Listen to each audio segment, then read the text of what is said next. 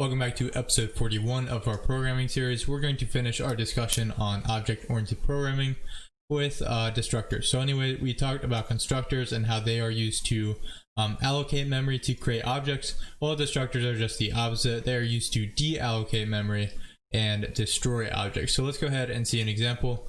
So you can see in this example we have a struct called coordinate. Inside of it we have two integer variables, x and y. We didn't define a constructor or a destructor, so the compiler will define, or it'll provide us with both of them. So anyway, in our main, you can see we have our main block and a subblock. Within that subblock, we're creating a object called A of type coordinate. And so what's going to happen here is our default constructor is going to be invoked, and memory is going to be allocated for both for this object. So in the object, there is an x integer variable and a y integer variable. So a.x is allocated 4 bytes, so this goes from 36 to 40, and then a.y is also allocated 4 bytes, so this goes from 32 to 36. So once this block finishes, the object is now out of scope. So the destructor, the default constructor that the compiler provided for us, is going to be called and will destroy all of the memory associated with this object on the stack.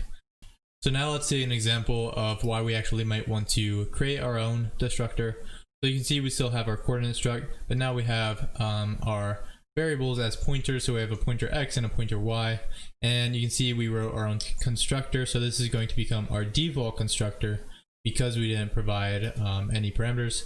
Anyways, in this constructor, we're going to dynamically allocate 32 bits to each of our pointers, x and y.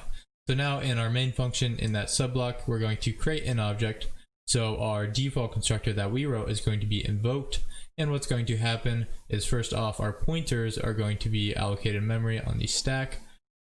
So we're going to be allocating memory for our A object and the X pointer. And then same thing for the Y pointer. How much memory these pointers takes up is dependent on your system. Again, we'll say we have 1,000 memory addresses in our system, so that'll take up 10 bits, or we can round that up to 2 bytes, and this will take up memory address 38 to 40 and then 36 to 38. Now with our constructor, we're dynamically allocating 32 bits for each of our pointers here. So I'm not even going to give this memory name, because really when you're programming dynamic memory allocation, the memory that you allocate doesn't get a variable name. That's the whole point of it. So anyway, I'm just going to say 32 bits for that, and then 32 bits for that. So this will start at address 16 and then address 12, and AX is going to point to this one, and then AY will point to that one. Anyways, when this block ends, the object is now out of scope. So the default constructor that the compiler provided for us is going to be invoked. And what's going to happen is the stuff on the stack will be deallocated, but the stuff on the heap, as we've talked about, will not be deallocated because it was dynamic memory. It was allocated dynamically. So anyways, those pointers are gone, and we have these 64 bits on our heap just floating around as garbage memory. So this is a bad thing, and this is why we need to write our own destructors. So anyway, we can write our own destructor here.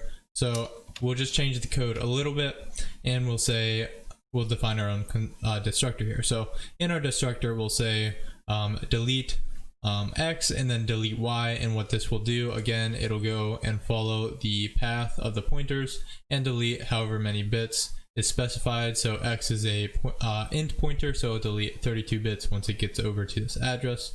Same thing with y. So now, instead of just deleting the pointers, our destructor that we create is going to delete that dynamic memory that was allocated. So now we have no garbage memory and no problems, and that's why we need to use our own destructors.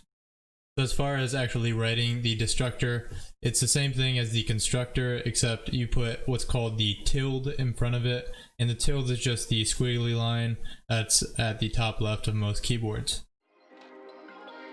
Perfect.